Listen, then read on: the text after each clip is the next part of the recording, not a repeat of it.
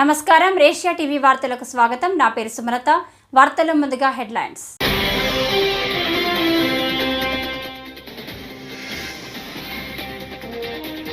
గత ప్రభుత్వం సీసీ కెమెరాల బిల్లులు కూడా చెల్లించలేదని హోంమంత్రి అనిత విమర్శ.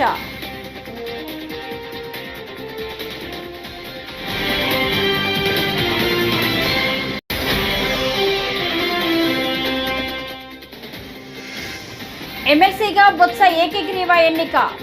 బొత్సతో ప్రమాణ స్వీకారం చేయించిన మండలి చైర్మన్ మోషన్ రాజు.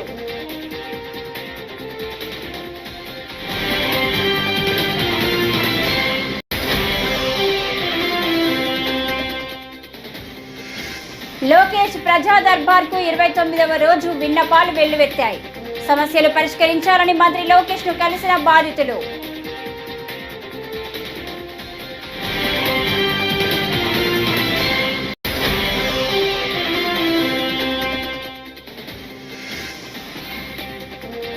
వైఎస్ జగన్మోహన్ రెడ్డి సీఎంగా చేసిన మంచిని కూటమి ప్రభుత్వం చూడలేకపోతుందని మాజీ మంత్రి ఫెర్ని నాని.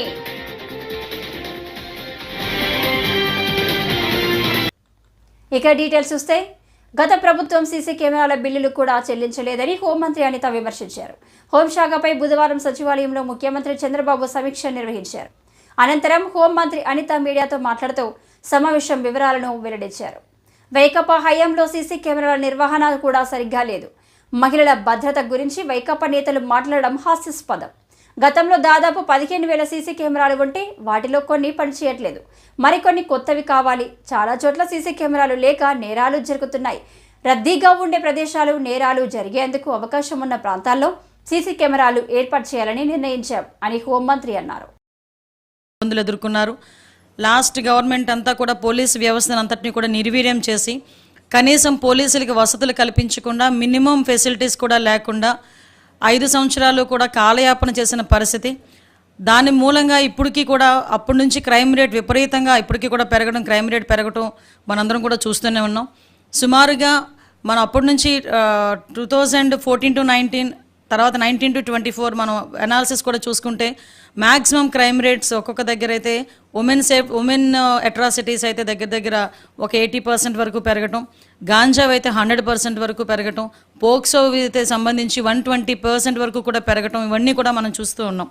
అయితే యాక్చువల్గా దీనికి సంబంధించి గవర్నమెంట్ అధికారంలోకి వచ్చిన తర్వాత, కూటమి గవర్నమెంట్ అధికారంలోకి వచ్చిన తర్వాత దీని అంతటికీ గల మూల కారణాలు ఏదైతే ఉన్నాయో, మన క్రైమ్ రేట్ తగ్గాలి, ఉమెన్ సేఫ్టీ పెరగాలి, at the same time cyber crimes కూడా తగ్గాలి అని ఒక మంచి ఉద్దేశంతో గౌరవ చంద్రబాబు నాయుడు గారు కానీ హోమ్ డిపార్ట్మెంట్ వాళ్ళకి మేమందరం కూడా ఎక్సర్సైజ్ చేసి కొన్ని అవుట్పుట్స్ కూడా ఇవ్వడం జరిగింది.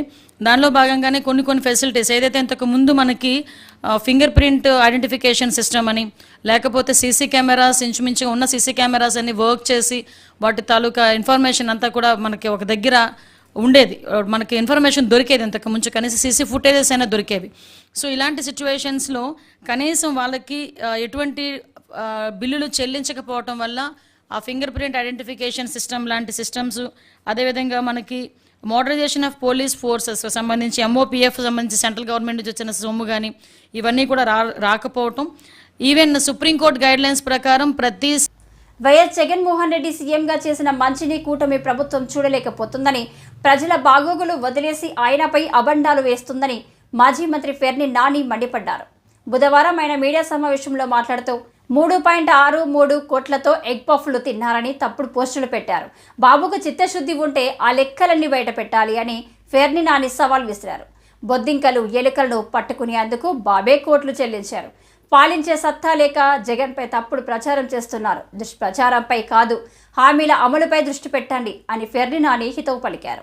జగన్మోహన్ రెడ్డి గారి మీద విషం చెమ్మటం, తప్పుడు వార్తలు, తప్పుడు ప్రచారం చేయటం అనేటువంటి కార్యక్రమం తప్పితే, లేదా వారు మజా చేసుకోవడం తప్పితే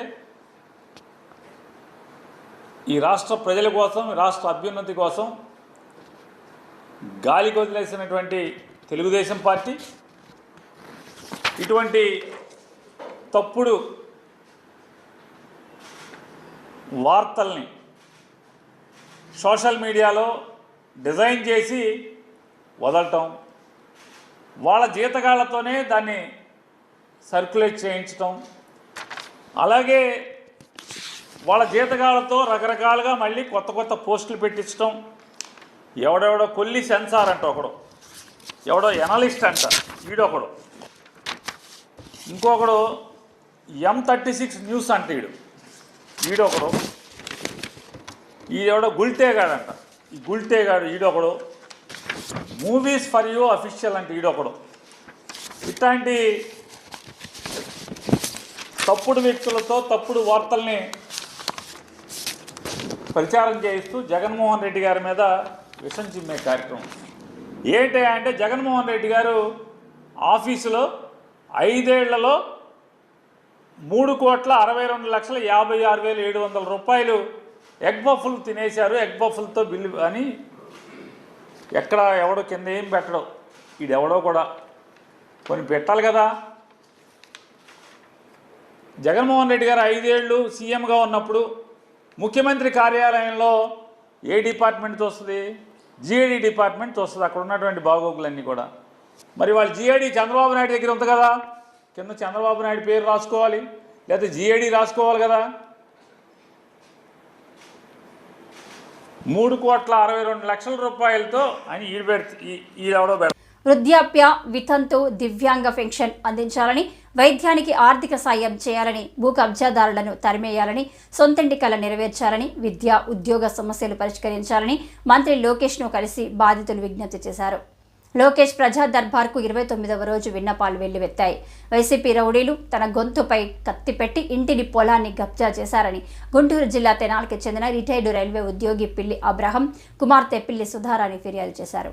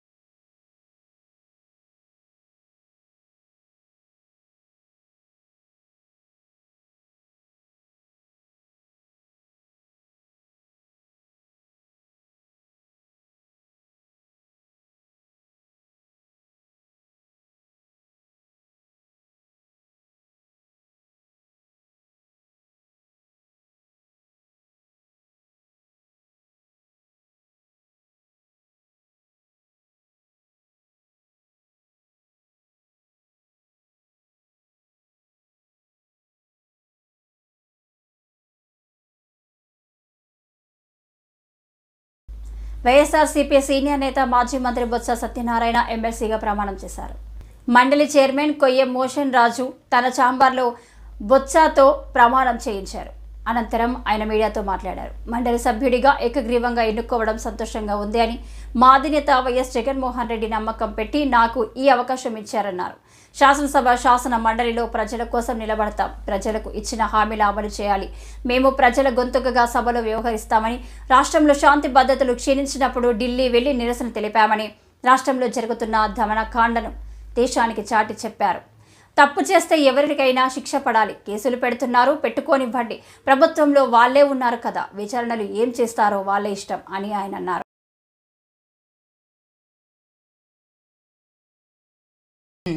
శాసనమండలి సభ్యుడిగా ఉండాలని మరి నిర్ణయించిన పార్టీ అధ్యక్షులు జగన్మోహన్ రెడ్డి గారికి, మరి వారితో పాటు ఇక్కడున్న పెద్దలందరికీ కూడా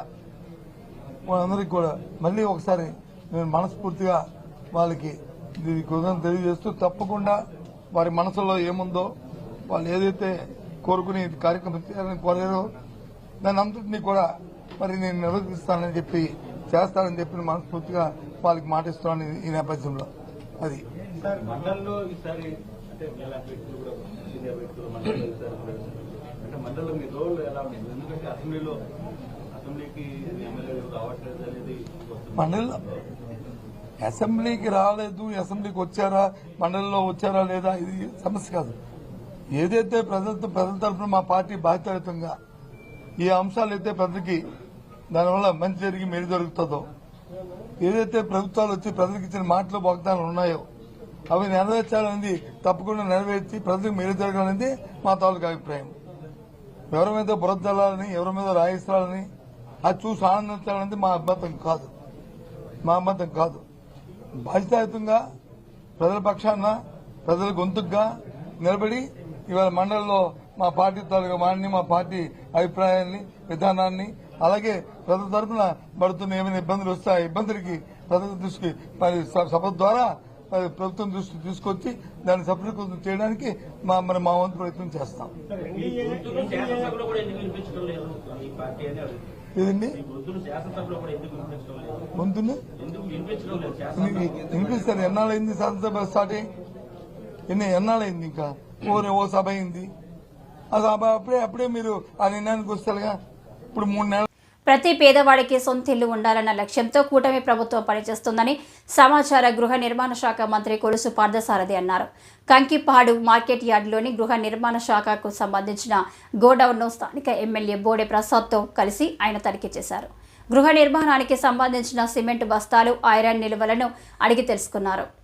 లబ్ధిదారులకు నాణ్యమైన సిమెంటు, ఐరన్ పంపిణీ చేయాలని సూచించారు. అనంతరం స్థానిక విలేకరులతో మంత్రి సారథి మాట్లాడుతూ ప్రతి పేదవాడికి సొంత ఇంటి కల నెరవేర్చాలన్న లక్ష్యంతో కూటమి ప్రభుత్వం పనిచేస్తుందన్నారు. పార్లమెంట్ సభ్యులు మిత్రులు కేశినేని చిన్ని గారికి, మిత్రులు సహచర శాసనసభ్యులు మైలవరం శాసనసభ్యులు వసంత కృష్ణ ప్రసాద్ గారికి, మిత్రులు తిరువూరు శాసనసభ్యులు శ్రీనివాస్ గారికి, కలెక్టర్ గారికి, కమిషనర్ గారికి, హౌసింగ్ డిపార్ట్మెంట్ ఎండీ గారికి, మా చీఫ్ ఇంజనీర్, ఇతర అధికారులకు, వివిధ శాఖల నుంచి వచ్చిన అధికారులకు, విలేకరులకు అందరికీ నా హృదయపూర్వక నమస్కారాలు. ఈరోజు ముఖ్యంగా వివిధ కాన్స్టిట్యున్సీల్లో ఉన్న హౌసింగ్ డిపార్ట్మెంట్కి సంబంధించిన సమస్యల గురించి చర్చించడం జరిగింది. మరి శాసనసభ్యులు కూడా ముఖ్యంగా వారి నియోజకవర్గాల్లో ఉన్న సమస్యల్ని ఈ సమావేశం దృష్టికి తీసుకొచ్చారు. ముఖ్యంగా హౌస్ సైట్స్కి సంబంధించి మైలవరం కాన్స్టిట్యున్సీలో చాలా ఇబ్బందికర పరిస్థితులు ఉన్నాయి. ఏదైతే గత ప్రభుత్వంలో హౌస్ సైట్స్గా ల్యాండ్ ప్రొక్యూర్ చేశారో, లేకపోతే హౌస్ సైట్స్గా ఏదైతే భూమిని నిర్ణయించారో అవి నివాసయోగ్యంగా కానీ, ప్రజలు అక్కడికి వెళ్ళటానికి ఎటువంటి ఆసక్తి కనపరచకపోవటం కానీ, అక్కడ నిర్మాణానికి సరైన పరిస్థితులు కొన్ని చోట్ల. అర్హులైన ప్రతి ఒక్కరికి సంక్షేమ పథకాలు అందించాలని ప్రభుత్వ లక్ష్య సాధనకు అనుగుణంగా అధికారులు అలసత్వం వీడి బాధ్యతతో పనిచేయాలని రాష్ట్ర సాంఘిక సంక్షేమ శాఖ మంత్రి డాక్టర్ డోడా బాల వీరాంజనేయ స్వామి అన్నారు. మంగళవారం విజయవాడ కార్యాలయంలో విభిన్న ప్రతిభావంతులు, వృద్ధులు, ట్రాన్స్జెండర్స్ సంక్షేమంపై అధికారంతో మంత్రి సమీక్ష సమావేశం నిర్వహించారు. కొన్ని ఇన్స్టిట్యూట్స్లో అడ్మిషన్ చాలా పూర్గా ఉన్నాయి, కొన్ని ఇన్స్టిట్యూట్స్లో బాగున్నాయి. దానికి ఒక బ్రాండ్ పడిన తర్వాత అడ్మిషన్స్ ఆటోమేటిక్గా వస్తాయి. లేదు, ఫెసిలిటీస్ లేవు. నేను ఒంగోలు హీరింగ్ ఇంపేర్డ్ స్కూల్కి వెళ్ళాను. బిల్డింగ్ 18లో కంప్లీట్ అయింది, 1819లో కంప్లీట్ అయింది. మిగతా హాస్టల్స్తో పోల్చుకుంటే శానిటేషన్ కానీ మిగతావన్నీ కొంచెం బెటర్గా ఉన్నాయి. అవి చూసిన తర్వాత నేను పిల్లలు టాయిలెట్కి వెళ్తారు, ఎమర్జెన్సీ వస్తారు, ఏంటి అనేది చూసిన తర్వాత బెల్ పెట్టమని చెప్పేసి రోజు జయలక్ష్మి గారు ఉన్నప్పుడు చెప్పాను. తర్వాత వెంటనే మేడం గారు వచ్చారు, ఇంప్లిమెంట్ చేశారు. అంటే మాకు చూసిన తర్వాత ఆలోచన ఇంప్లిమెంట్ చేశారు. అక్కడ చదివే పిల్లవాడు ఒకడు వచ్చి మా కాన్స్టిట్యుయెన్సీ విలేజ్ వాళ్ళ ఊరు చెప్పుల కింద వరకు దానికి వచ్చాడు. ఎస్సీ వర్గీకరణపై సుప్రీంకోర్టు ఇచ్చిన తీర్పు పునరాలోచించాలని ముసునూరు మండలం మహిళా వైసీపీ నాయకురాలు స్వరూపారాణి అన్నారు. బుధవారం నూజివీడు పట్టణంలో ఎస్సీ వర్గీకరణకు వ్యతిరేకంగా మాల మహానాడు ఆధ్వర్యంలో ఆందోళన చేశారు. ఎస్సీ వర్గీకరణ ఆపాలని నినాదాలు చేశారు. ఈ సందర్భంగా పట్టణంలో బంద్ నిర్వహించారు. మాల మహానాడు నాయకులు, కార్యకర్తలు పాల్గొన్నారు. ఈరోజు ఆగస్టు 1వ తారీఖు సుప్రీంకోర్టు ఇచ్చిన తీర్పు మేరకు మరి వెనుకబడిన వర్గాలకు ఏదైతే రిజర్వేషన్ కల్పించిందో దాన్ని తుంగలో దొక్కే విధంగా ఉండడం వల్ల ఆ తీర్పుని వ్యతిరేకిస్తూ ఈరోజు బంద్ కార్యక్రమాన్ని చేపట్టడం జరిగింది. మరి మాకు ఎవరి మీద కూడా ఎటువంటి వ్యతిరేకతలు లేవు. కేంద్ర ప్రభుత్వానికి, రాష్ట్ర ప్రభుత్వానికి కూడా మేము విన్నవించుకుంటున్నాము. 59 ఉపకులాలు ఏవైతే ఉన్నాయో వాటన్నిటికి కూడా సముచిత న్యాయం కావాలని మేము ఈ బంద్ నిర్వహించడం జరిగింది. దీనికి మీరు కట్టుబడి ఉండి ఇచ్చిన తీర్పు ఏదైతే ఉందో దాన్ని మరలా పునరాలోచన చేసి మరి ఏదైతే రాజ్యాంగం గతంలో అది రాజ్యాంగానికి విరుద్ధమని తీర్పునిచ్చిందో దాన్ని మరొకసారి వెనక్కి తీసుకోవాలని ఈరోజు తెలియజేసుకుంటున్నాను. ఇంకా రానున్న రోజుల్లో ఇదే రకంగా ఉపహరించుకోకపోతే 59 ఉపకులాలు కూడా ఈ నిరసన కార్యక్రమాలు అనేకమైనవి కూడా తెలియజేస్తాయని తెలియజేసుకుంటున్నాను. మహిళలపై దాడులు పునరావృతం కాకుండా చట్టాలు కఠినతరం చేయాలని జనసేన మంగళగిరి నియోజకవర్గ ఇన్ఛార్జ్ చిల్లపల్లి శ్రీనివాసరావు అన్నారు. కలకత్తా ఘటనకు నిరసనగా జనసేన ఆధ్వర్యంలో మంగళగిరి పాత బస్టాండ్ సెంటర్ వద్ద నుంచి కొత్త బస్టాండ్ సమీపంలోని అంబేద్కర్ బొమ్మ వద్ద వరకు క్యాండిల్ ర్యాలీ నిర్వహించారు. చిల్లపల్లి మాట్లాడుతూ కూటమి ప్రభుత్వంలో మహిళల రక్షణకు ప్రత్యేక చర్యలు చేపట్టినట్లు తెలిపారు.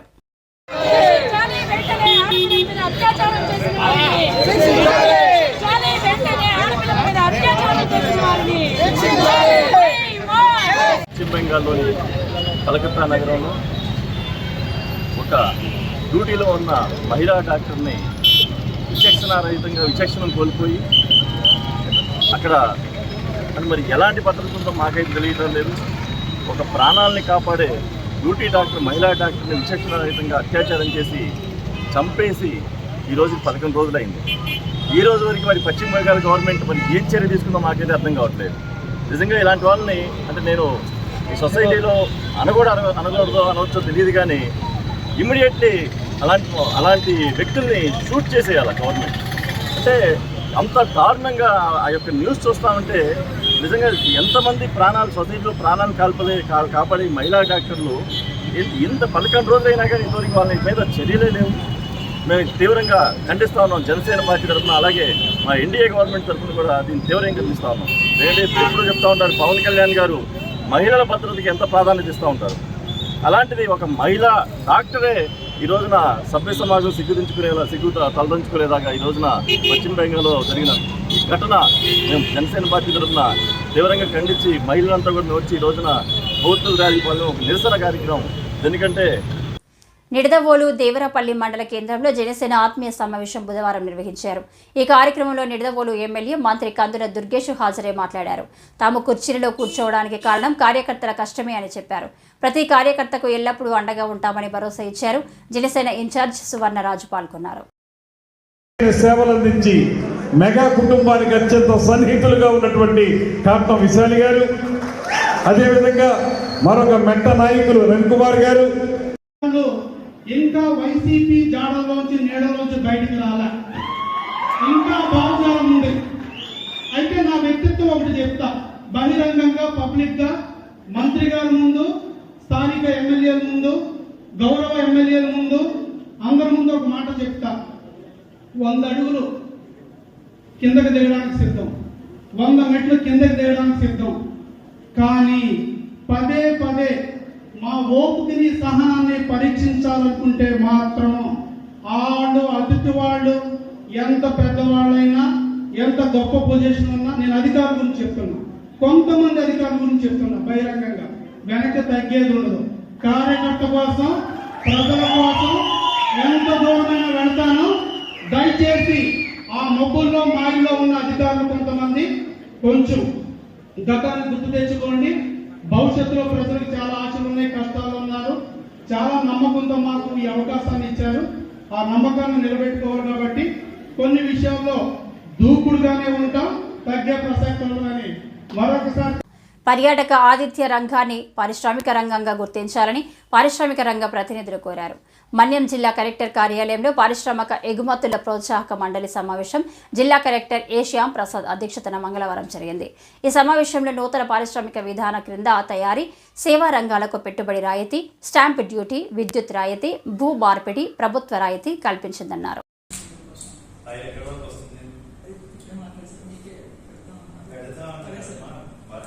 సీజన్ అయిపోయిన తర్వాత ఏం ఉపయోగం? మాన్సూన్ సీజన్ నడుస్తుంది, డెట్స్ లో నడుస్తున్నారు.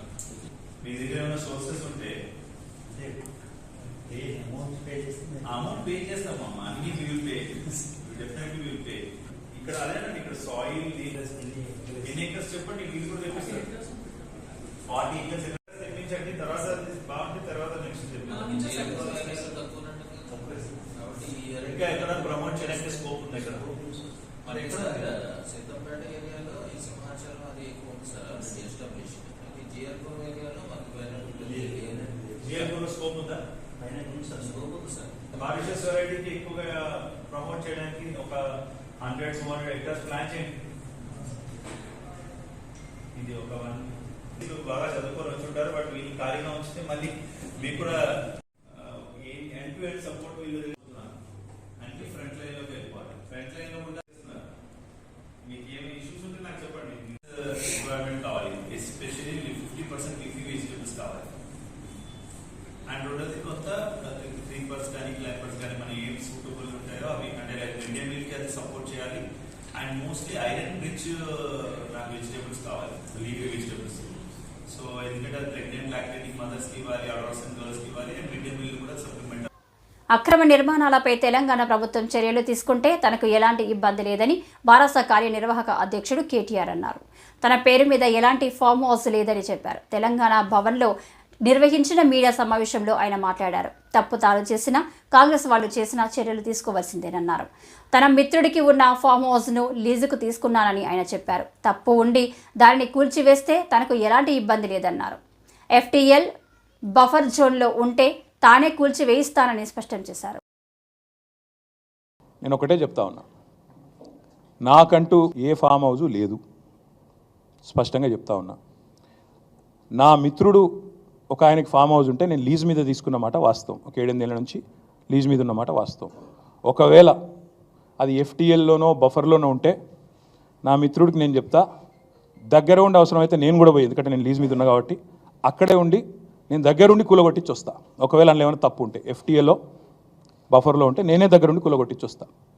కానీ నేను కాంగ్రెస్ ప్రభుత్వాన్ని ఒక మాట అడుగుతా ఉన్నా, సరే ఇలా ఏమైనా తప్పు ఉంటే కూలగొట్టిరు, నో ప్రాబ్లం, కూలగొట్టండి, దానిలో నష్టమేం లేదు, వెల్కమ్. మంచి జరుగుతున్నప్పుడు అందరం ఆహ్వానించాల్సింది. కానీ నేరుగా అక్కడి నుంచి బయలుదేరి నాతో పాటు రండి మంత్రులు, పెద్ద పెద్ద కాంగ్రెస్ లీడర్లు, ఎఫ్టీఎల్లలో బఫర్లలో కట్టిన రాజభవనాలు నేను కూడా తీసుకొని మీ అందరం కలిసిపోదాం. నాతో పాటు మీరు కూడా రండి మీడియా, నేను దగ్గరుండి తీసుకొని పోతా. నిన్న మొన్నటి నుంచి నేను కూడా చూస్తూ ఉన్నా సోషల్ మీడియాలో ఎట్లా బ్రహ్మాండంగా జూములు పెట్టి మరీ తీసినారు.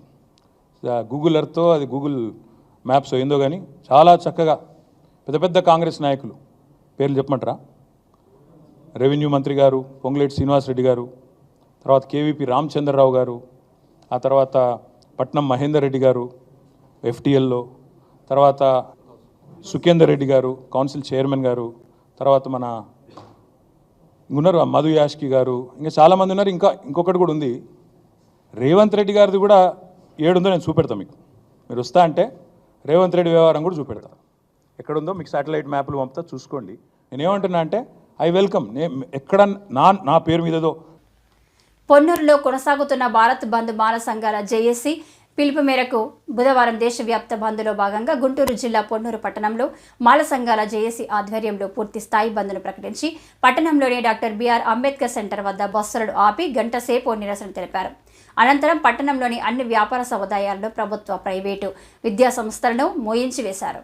పట్టణ ప్రజలు అన్ని వ్యాపార సంస్థల వారు బంద్కు సహకరించాలని కోరారు.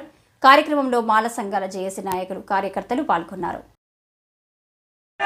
రద్దు చేయాలి ఎస్సీ ఎస్టీ బీసీ మైనారిటీలపై సుప్రీంకోర్టు ఇచ్చిన తీర్పులన్నీ రద్దు చేయాలి.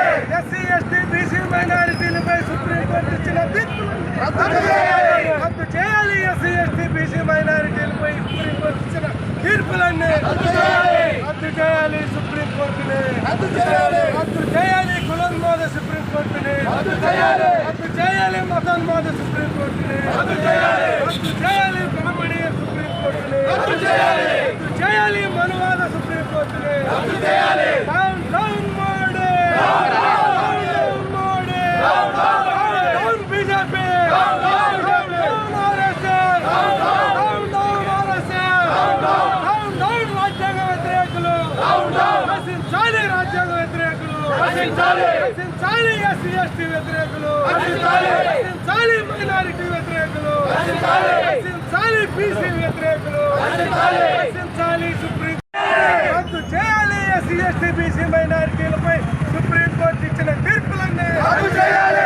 ఎస్సీ ఎస్టీ బీసీ మైనారిటీలపై సుప్రీంకోర్టు ఇచ్చిన తీర్పులన్నీ రద్దు చేయాలి. రద్దు చేయాలి ఎస్సీ ఎస్టీ బీసీ మైనారిటీలపై సుప్రీంకోర్టు ఇచ్చిన తీర్పులన్నీ రద్దు చేయాలి. రద్దు చేయాలి సుప్రీంకోర్టుని రద్దు చేయాలి. రద్దు చేయాలి కులోన్మాద సుప్రీంకోర్టుని రద్దు చేయాలి. రద్దు చేయాలి మతోన్మాద సుప్రీంకోర్టుని రద్దు చేయాలి. రద్దు చేయాలి బ్రాహ్మణీయ సుప్రీంకోర్టుని రద్దు చేయాలి. రద్దు చేయాలి మనువాద సుప్రీంకోర్టుని రద్దు చేయాలి. Down down Modi, down Modi, down BJP, down RSS, down down RSS, down down రాజ్యాంగ వ్యతిరేకులు, రక్షించాలి రాజ్యాంగ వ్యతిరేకులు, రక్షించాలి ఎస్సీ ఎస్టీ వ్యతిరేకులు, రక్షించాలి మైనారిటీ వ్యతిరేకులు, రక్షించాలి బీసీ వ్యతిరేకులు, రక్షించాలి సుప్రీం. ఈ వార్తలు ఇంతటితో సమాప్తం. నమస్కారం.